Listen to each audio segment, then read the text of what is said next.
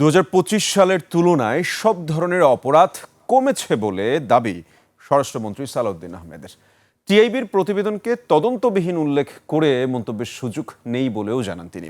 শিষ্টের পালন, দুষ্টের দমন নীতি অনুযায়ী ভালো কাজে উৎসাহ আর খারাপের জন্য পুলিশকে জবাবদিহিতে আনা হবে বলে জানান স্বরাষ্ট্রমন্ত্রী।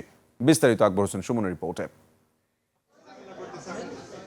রামিসা হত্যাকাণ্ড, দৌলতদিয়ায় নৌ পুলিশের ভূমিকায় যাত্রীদের প্রাণ রক্ষা এবং মুন্সিগঞ্জের দলবদ্ধ ধর্ষণের ঘটনায় মামলা, আসামি গ্রেফতার ও বিচার প্রক্রিয়ার অগ্রগতিতে কৃতিত্বের স্বীকৃতি হিসেবে পুলিশের ১৫ সদস্যকে সম্মাননা দিয়েছে স্বরাষ্ট্র মন্ত্রণালয়।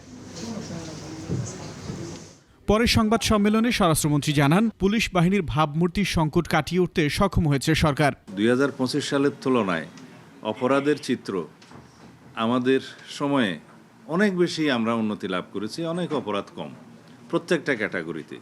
যদি মাসিক হিসাব করি ২০২৫ সাল বা ২০২৪ সালের সাথে তো তুলনাই চলে না। ভাবমূর্তি কোথায় আপনারাই তো বিচার করবেন, জনগণই বিচার করবে। আমরা এই পুলিশ বাহিনীকে জনবান্ধব পুলিশ বাহিনীতে রূপান্তর ঘটাতে পেরেছি বলে আমার মনে হয়। সরকারের ১০০ দিন ও অপরাধ চিত্র নিয়ে টিআইবির প্রতিবেদন পত্রিকার কাটিং দেখে করা বলে মন্তব্য করেন মন্ত্রী। টিআইবি রিপোর্টটা আমার সামনে নাই, আর টিআইবি রিপোর্ট করে পত্রিকার কাটিংয়ের উপরে। টিআইবি কোনো তদন্ত করে না, টিআইবি প্রকৃত ঘটনা জাজ করে তারপরে কোনো স্টেটমেন্ট দেয় না।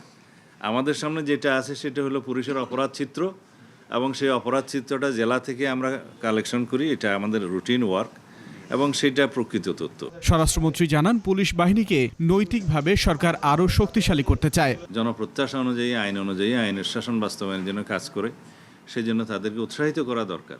আকবর হোসেন সুমন, ২১ টেলিভিশন, ঢাকা।